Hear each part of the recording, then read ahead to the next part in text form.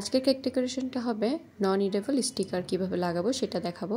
তো প্রথমে হচ্ছে এটার শেপ অনুযায়ী যে স্টিকারটা লাগাবো সেটা শেপ অনুযায়ী কেটে নিয়ে এটাকে রেপিং বা কস্টেপ দিয়ে নিচে সিকিউর করে নিব, যাতে এটা অনেকক্ষণ পর্যন্ত ঠিক থাকে, যেহেতু এটা পেপারের। তো এরপর হচ্ছে 2D দিয়ে আমি কিছু গোলাপ দিয়ে দিলাম আশেপাশে। এরপর রোজ নজেল দিয়ে আমি একটু একটু করে এই যে নিচ থেকে মানে স্টিকারের অর্ধেক অংশ থেকে আমি এভাবে দিচ্ছি, যাতে কুচি কুচি মনে হয়, যাতে এইটা পার্টি ওয়্যারের মতো লাগে।